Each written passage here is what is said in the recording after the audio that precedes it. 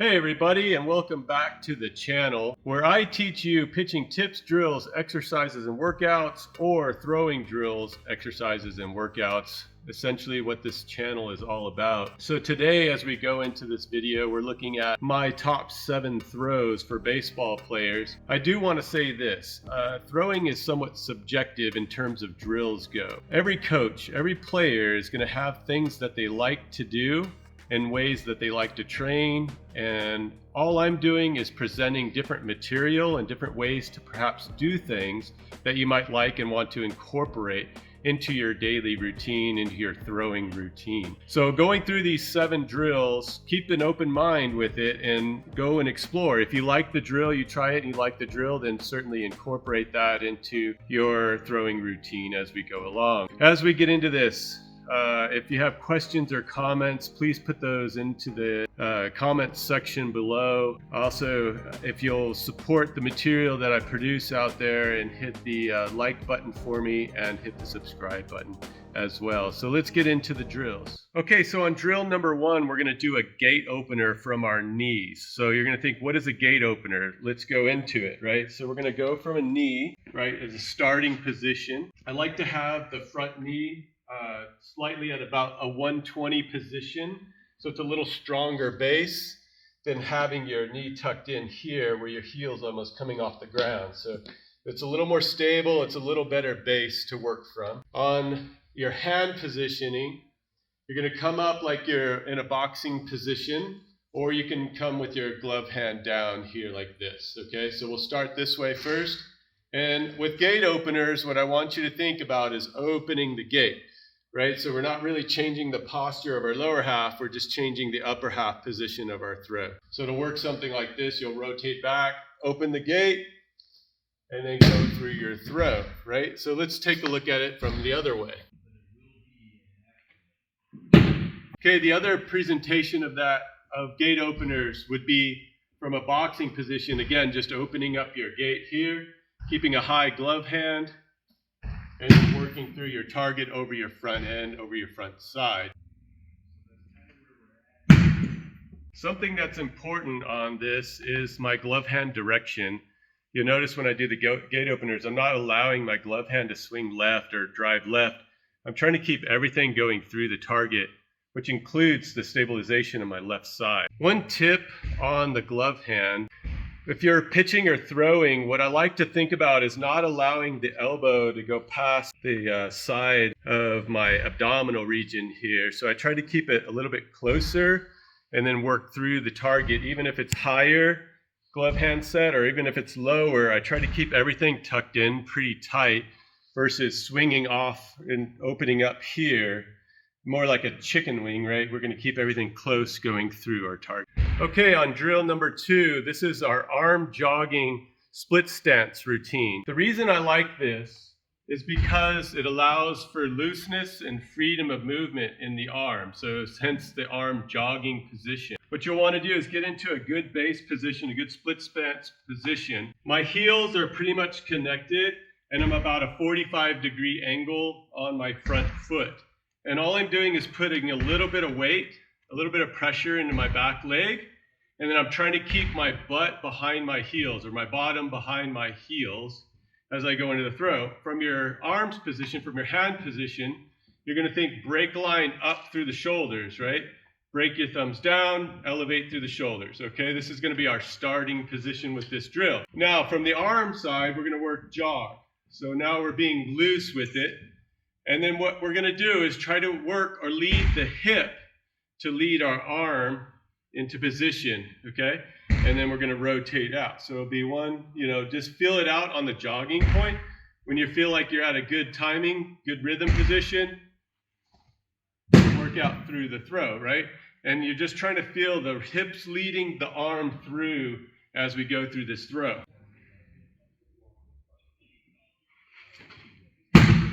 As you can see, try to keep everything tight, everything in your throwing mechanics, everything together as you're making a good throw in the direction you want it to go. Drill number 3 is our crossover step with elevated arms. Okay, so Elevated arms, simply put, is here. We're elevated position, front, back, or you could be here, I guess, depending on which way you want to work with it. The crossover step is going to work your right foot in, if you're a right-handed thrower. We're going to cross back over, cross under, and then go through our throw through there. 1, 2, 3, up, throw. Okay, again, I'm trying to get my back hip timing in conjunction with my arm, in conjunction with the throw.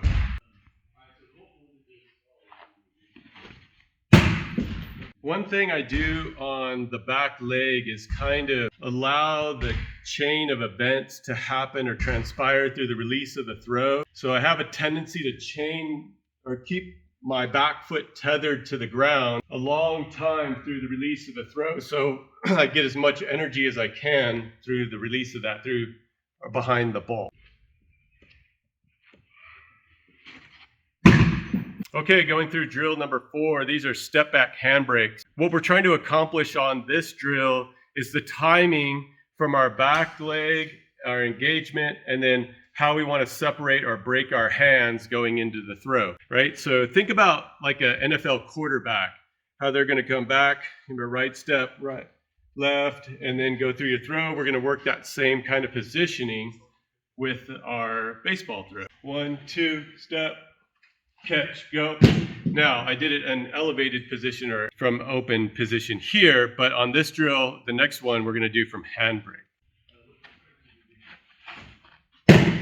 Right, so I'm just feeling the brake line out. I'm feeling the timing and rhythm of my movements, trying to sync up and come together and put a good throw together with it.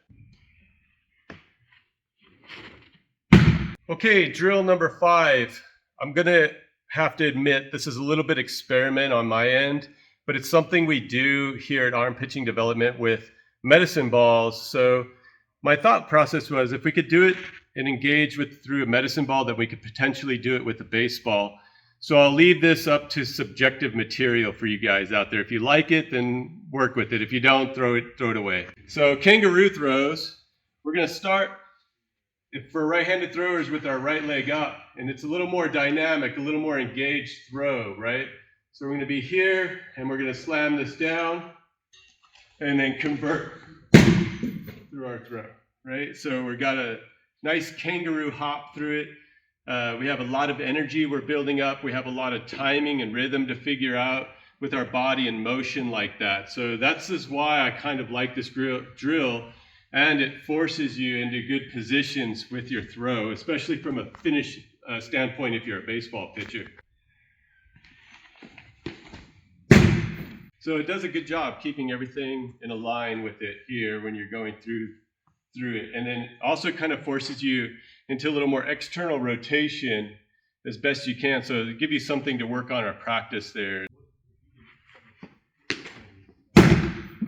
Okay, drill number 6 as we're winding down on our top 7 baseball throws for baseball players, right? This one, we go back and look at football players as well, or quarterbacks, and their foot positioning.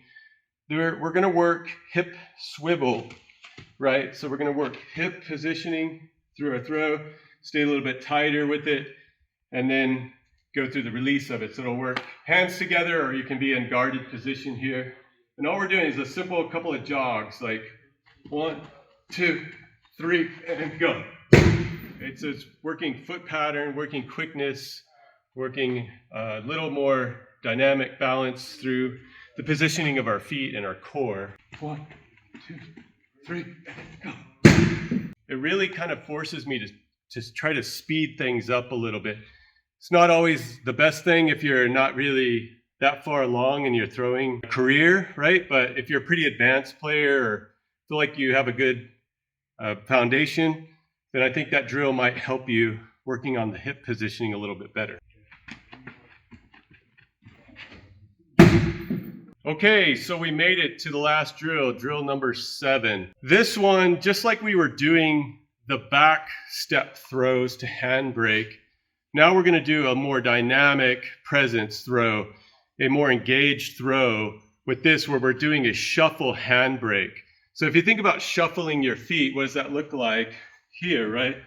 Shuffling your feet, being light on the balls of your feet, working through a good base layer dynamics through your throwing position. And all we're doing on this, hands together, is figuring out the time of my separation of my hips and separation of my hands, right? And then we're trying to work it a little bit faster, a little more speed, and how that would relate if you're a baseball pitcher down the mound, or if you're an infielder, how can I get my hips and get everything into a line a little bit quicker, right?